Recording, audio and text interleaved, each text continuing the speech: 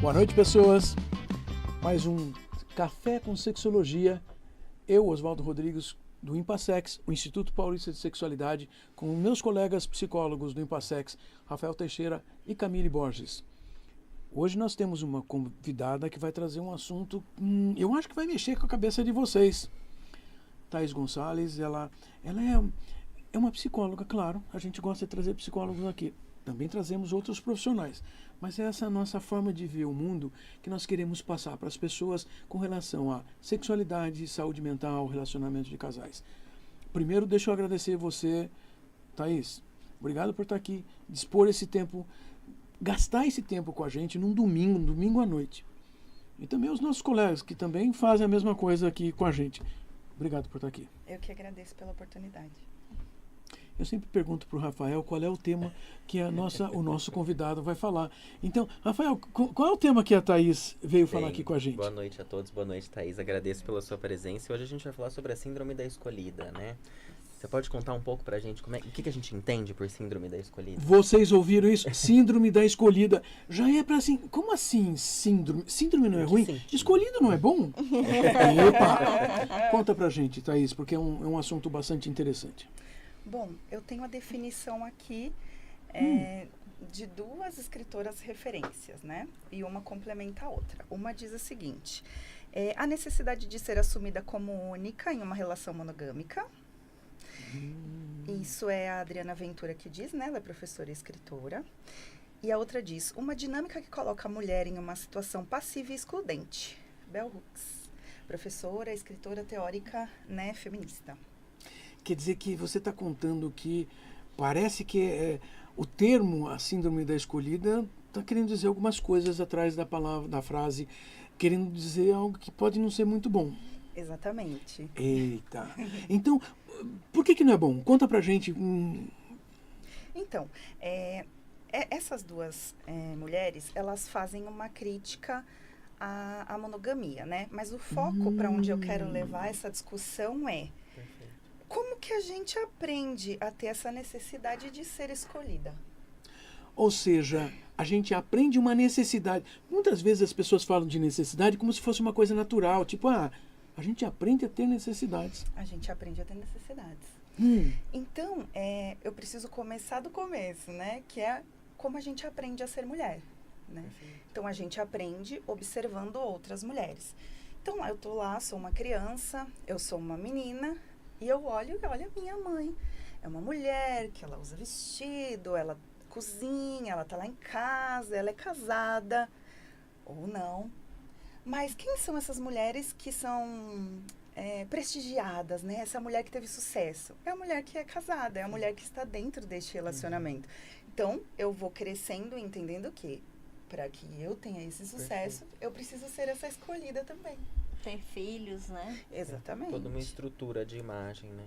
Então, Thaís, eu posso entender que quando a gente fala, né, síndrome da escolhida no sentido de essa ideia que nós criamos enquanto sociedade e passamos isso para meninas e mulheres, que você precisa ser escolhida, então, por alguém, no caso, um homem. Para ser reconhecida, ser vista, ser valorizada na nossa sociedade. É nesse sentido. É nesse sentido. Thaís, soa também para mim que essa é uma coisa que a nossa cultura tradicionalmente propõe para as mulheres. Seja assim, fica quietinho em casa, cuide de casa. E parece que andou tendo uma certa febre ultimamente, onde a gente vê vídeos, posts nas redes sociais de mulheres fazendo esse discurso, porque isso é muito bom, que é maravilha. Exatamente. A esposa troféu, né, que a gente tem visto por aí. Olha. Exatamente. E síndrome da escolhida significa que ela se sente bem com isso. Ela se sente bem com isso? Então, eu penso que como isso é uma coisa que vai acontecendo automaticamente, se ela não for crítica a isso, não tiver um ambiente que traga para ela, pode ser que isso daqui não seja tão bom, para ela aquilo é o ideal, né? Tanto que eu estava falando sobre a moça que está lá há meses pintando a unha de esmalte clarinho, esperando esse pedido de casamento do noivo há meses. Então, assim, Não interessa se essa mulher estudou, se ela é muito boa profissionalmente. A sociedade sempre olha pra gente e fala, mas você casou? Você está num relacionamento? Você teve filhos? Exato. Porque a gente precisa cumprir esse ideal social que as pessoas esperam quando elas olham pra gente. E casar muitas vezes envolve um ritual, né? Não é necessariamente morar junto, casar no cartório. Tem que ter uma cerimônia, uma pompa, uma celebração. Senão você não casou, você mora junto. E quanto acho que me vem nessa conversa, e eu lembrando de situações na clínica, né, quando a gente atende mulheres, o quanto, por exemplo, nós terapeutas vemos uma mulher incrível, inteligente, que faz muito bem o que faz, muito bem formada, que comanda a área que, né, na qual trabalha, e ela não se vê nesse lugar porque ela não foi escolhida por alguém para um relacionamento, Sim. então ela não se reconhece enquanto essa potência, porque a sociedade ensinou para ela que ela deveria ser uma mulher com um relacionamento, o que é muito violento, né? Muito. Isso é o que eu ouço praticamente todos os meus dias de atendimento. Me deparo com mulheres lindas, mulheres incríveis, bem-sucedidas, mas que se sentem inadequadas e insuficientes porque elas não foram escolhidas, né? Mas na nossa cultura, o que você está contando aqui, então muitos homens estão treinados para serem... Ou seja, ele quer alguém que seja nesse padrão. Se essa mulher não tiver nesse padrão, ele não pode olhar porque ele não pode escolher, ele não pode ter poder sobre ela porque ele reconhece que aquela mulher que não se encaixa nesse padrão não vai ser subalterno a ela. Exatamente. E aí que entra o conflito, porque a gente tem um ideal social e um ideal que é nosso como mulher. Então, no decorrer dos anos, a gente, né, tem mais acesso a trabalho, mais acesso a estudo, ao voto, escolher pessoas que representem os nossos ideais como mulher. E aí, tudo isso vai trazendo uma emancipação que vai tirando a gente desse ideal social. Mas mesmo que as mulheres queiram uma independência, que não querem expressar tanta delicadeza e toda essa performance feminina que a sociedade exige, elas continuam querendo se relacionar com homens. E aí a gente cria uma acho que uma série de gerações de homens que entendem e aprendem que eles têm o direito de escolher e mandar ou ter algum tipo de poder em cima dessas mulheres, e eles mesmos não têm essa, digamos assim, essa dedicação a si de fato ser um bom homem, no sentido de alguém que também, né, possa oferecer algo importante nesse relacionamento, né? Exatamente. Quando a Valesca Casanello, na Prateleira do Amor, fala sobre essa prateleira, então, assim, nós... É doloroso falar sobre isso, porque em algum momento a gente se esforça para estar nessa prateleira, né? A gente pula dela, às vezes a gente volta por uma questão ou outra, mas em algum momento a gente está ali se esforçando para caber nessa prateleira, para ser essa escolhida. Escolhida por quem? Qualquer um que escolher. Qualquer um que escolher, porque não tem a escolha. Isso.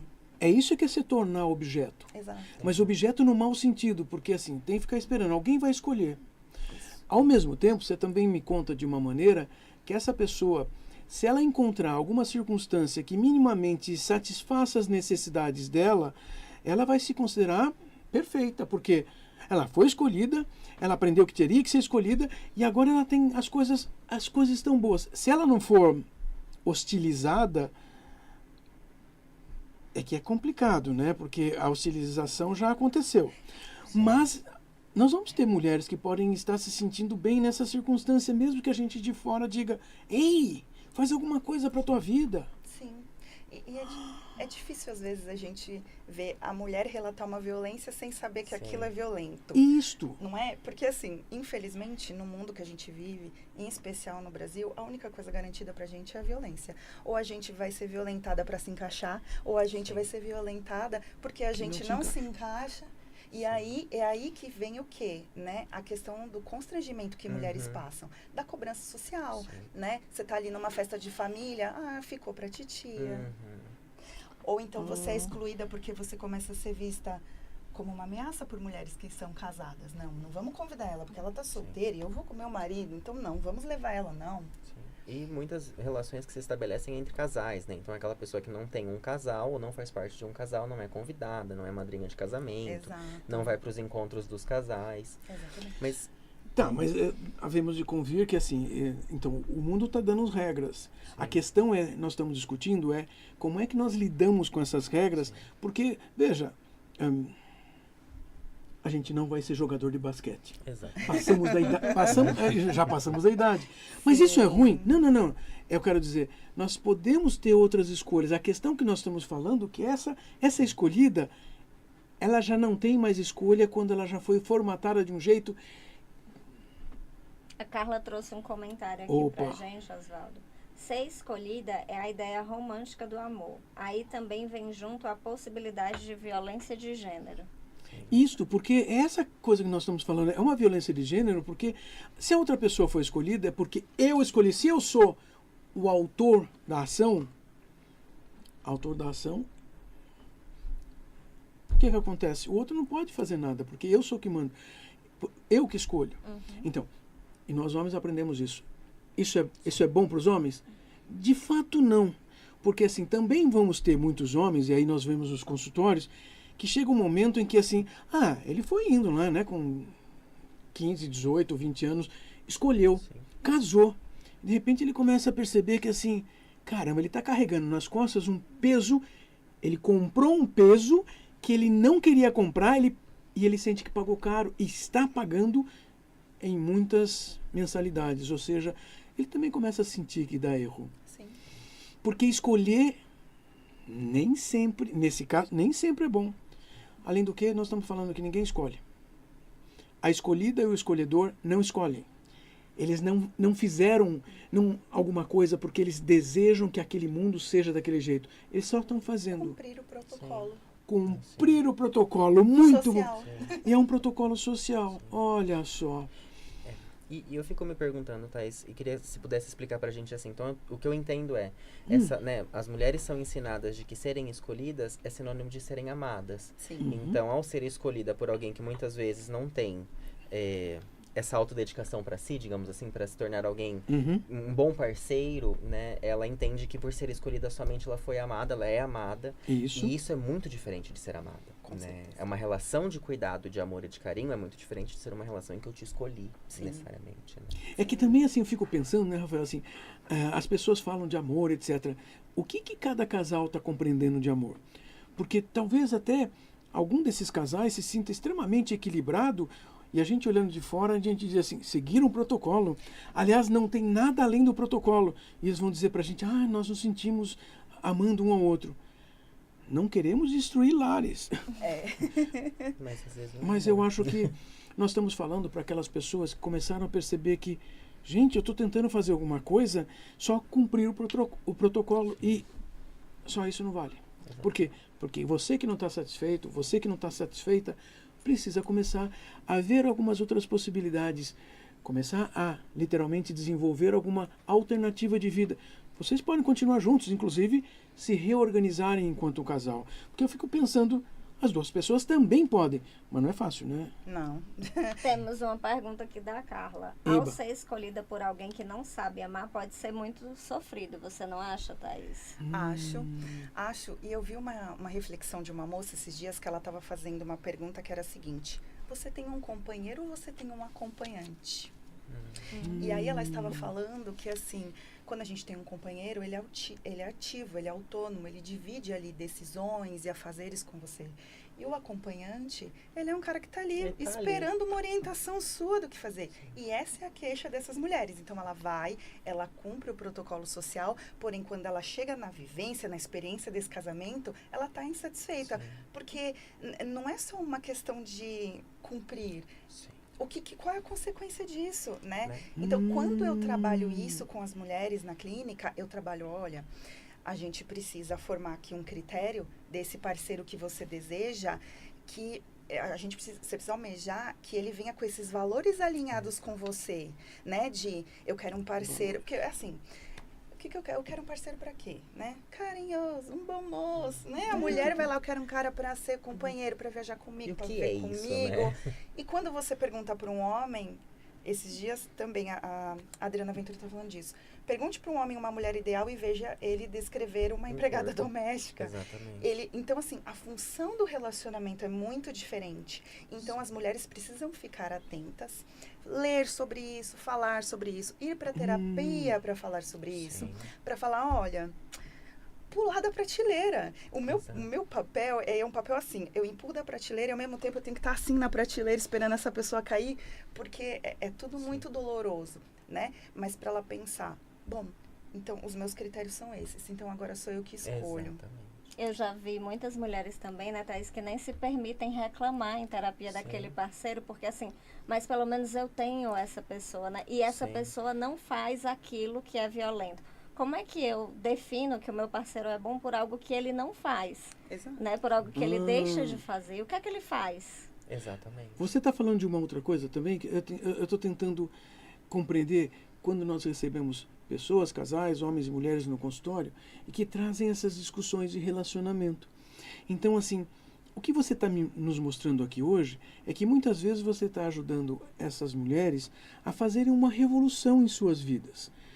Nós não revolucionamos o mundo porque nós não temos esse poder, mas aquela pessoa que está junto na terapia, ela pode começar a compreender. Mas eu estou entendendo também que deve haver uma preocupação de não fazer uma, vou chamar assim, revolução de sangue, porque o mundo é preciso ser modificado, mas o mundo não pode ser destruído, porque afinal de contas... Sim. E o medo dessas pessoas é que o mundo seja destruído, porque se deixa de fazer aquilo que o protocolo, não tem mais nada. Tem a alternativa. Alternativas. E alternativas são formas das pessoas encontrarem novas maneiras de se relacionarem. Porém, também você está me avisando uma coisa. Se a gente não tiver com o casal na frente, não vai prestar. Sim. Porque assim, o casal vai ter que deixar de existir, porque esse casal está baseado numa forma, num formato, numa estrutura errada para os dois. Isso.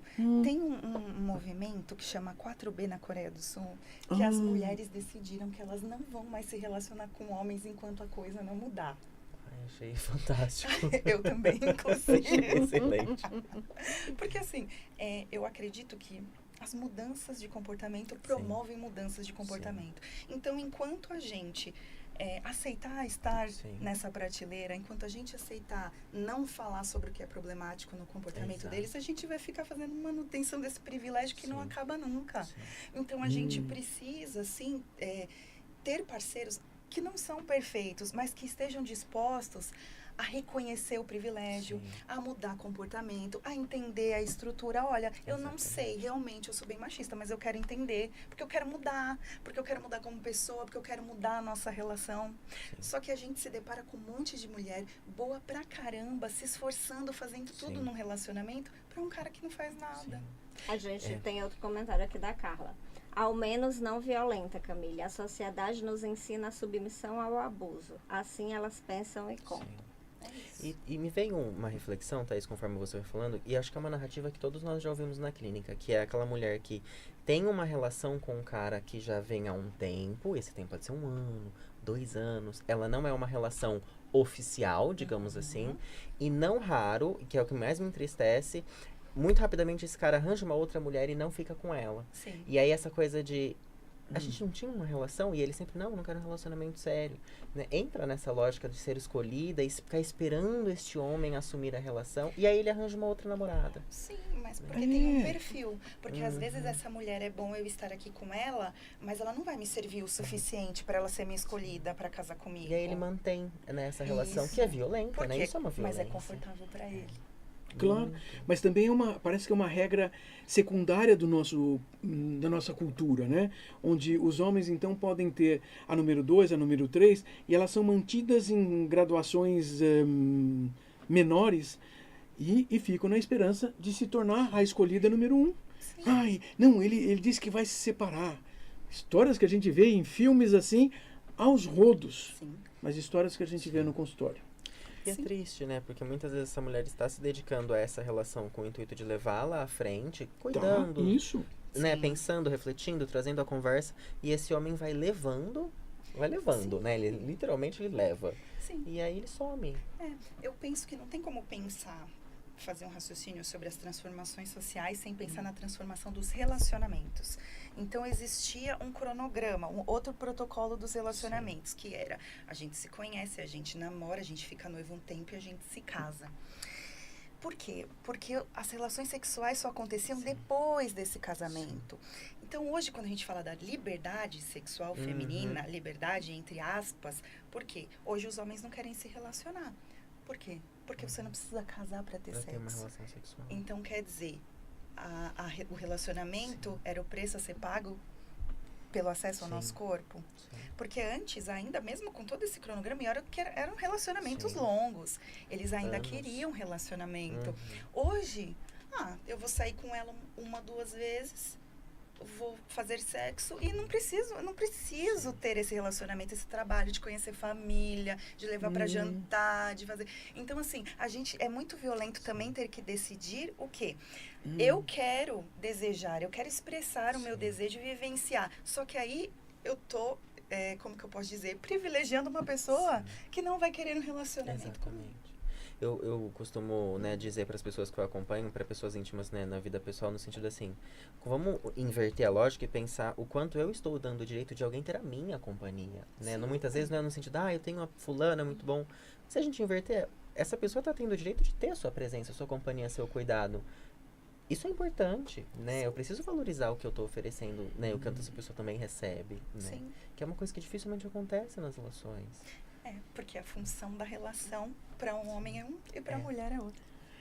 E, no entanto, muitas vezes no nosso consultório, o que nós estamos buscando quando é uma terapia de casal, se esses dois pretendem, querem, dizem, afirmam que querem continuar juntos, eles precisam de ter outras circunstâncias, encontrar também novos alinhamentos ali, novas formas de relacionamento. Também não é fácil numa cultura onde o protocolo é exigido.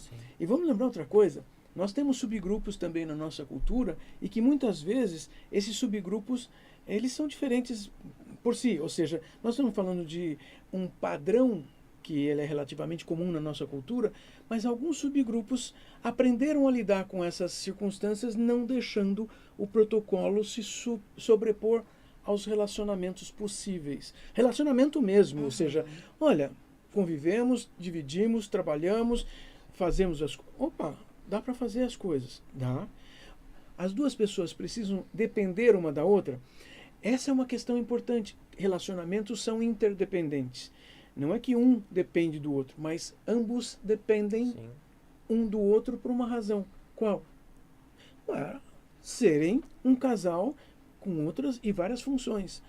É interessante quando você conta essa preocupação, e eu chamei a atenção sobre, nossa, nós estamos produzindo uma revolução na vida desta pessoa, mas porque ela já estava sofrendo e ela já não podia conviver com isso, e ela não sabia como mudar. Sim. Agora, você já pensou em fazer isso em grupo? Porque eu estou pensando, um grupo assim, né, aumentar a revolução? Pensar a gente pensa, mas às vezes eu penso em dar conta, né? Não. Porque vem, né? O problema vem. Eu penso que essa é uma das questões que mais afetam a saúde mental de uma mulher. Então, quando vem, por exemplo, uma mulher, às vezes já é muito pesado. Imagina 10. Aí eu falo, como que eu vou fazer isso? Você está dizendo que nós, psicólogos, nós precisamos arranjar um jeito de aprender a não ser sufocado pelo problema do outro. E quando a gente aumenta a quantidade de pessoas, sim, a gente tem que aprender isso, a gente aprende. A questão é que, sim, precisamos ajudar essas pessoas a não ficarem num mecanismo que está sendo negativo simplesmente para seguir protocolo. Isso serve, na verdade, acho que você está trazendo hoje uma ideia para a gente aqui, isso serve para vários e vários protocolos que a nossa cultura exige. Nós temos muitos protocolos doentios, protocolos que trazem mal-estar para nós. E esse é um que eu estou achando bastante interessante e torno a dizer, tem muitos casais que estão no protocolo, estão bem, não estamos brigando, temos que mudar. Não, nós precisamos ajudar as pessoas que precisam mudar porque não se encaixam, talvez nunca tenham se encaixado, mas por alguns anos, disseram que tem que ser, tá bom, vamos. Muita gente vive assim. Também vivemos a possibilidade de ter diferenças. Eu estou ouvindo você mostrar que dá para ver essas diferenças. Me conta uma coisa, demora muito para mudar? Demora. É. Demora e é frustrante ver, assistir, Sim. participar. É Mas acho que é muito valioso também, né? Quando acontece o processo, quando ele Demais. se dá, quando ele se faz, é muito valioso. Porque já acho que uma vida significativa, né? Que a gente consiga se reconectar com isso. Essas são coisas que merecem futuras discussões. Mas nós ouvimos a Thaís, uma psicóloga, que trabalha com questões do feminino, com questões de relacionamento, e mostrando que, puxa, algumas pessoas sofrem porque querem, porque em algum momento se sentiram obrigadas e participaram e foram preencher protocolos para as outras pessoas serem felizes. Todos precisam, todos podem ser felizes. Não é fácil, como ela disse, pode demorar. Demora, isso vale? Claro que vale, nós começamos a remodelar nossas vidas. Olha, nós estamos aqui pensando numa coisa, e nós 4 aqui vamos participar de um grande evento em maio de 2025. Qual é o evento mesmo, colegas? Bem, em maio de 2025, nos dias 8, 9 e 10 de maio, nós temos o evento Congresso Internacional e Multidisciplinar em Sexualidades. E a gente vai discutir, dentre esse tema, muitos outros temas que envolvem sexualidade, relacionamento, gênero, das áreas da psicologia, medicina, antropologia, uma diversidade aí. Entrem no site impassex.com.br, que vocês fazem as inscrições de vocês. Uma programação já prévia está lá para vocês darem uma olhada. Então, nos encontramos presencialmente em São Paulo. Tem coisas interessantes e alguns dos palestrantes andaram aqui, estiveram aqui e ainda vão estar. Mas, Camille, aproveita aí. Nós também não temos um curso para psicólogos e outros profissionais também. Não precisa ser psicólogo, não. A gente está sempre aqui como psicólogo, então você já está avisando. Nós temos um curso de especialização em sexologia aplicada. E as inscrições estão abertas, entra lá no site também, busca as informações e fala com a gente. Eu quis deixar isso para vocês, porque também nós dividimos o que a gente pensa e que a gente discute. É por isso que nós estamos aqui. Estamos aqui todos os domingos, às 20h30, para conversar sobre coisas importantes, sérias, a partir de uma postura científica e profissional e ética. Então, nós não falamos coisas ruins, não falamos coisas que sejam consideradas erradas ou que prejudicam as pessoas. Posso contar com vocês domingo que vem? Se não for ao vivo, assistam no nosso Instagram, Café com Sexologia, no YouTube do Impassex, no YouTube da Rádio Vibe Mundial. Sempre estamos lá. Vocês podem rever todas as dezenas e dezenas de programas, sempre assuntos diferentes. Até mais, até domingo. Vai ter novidade.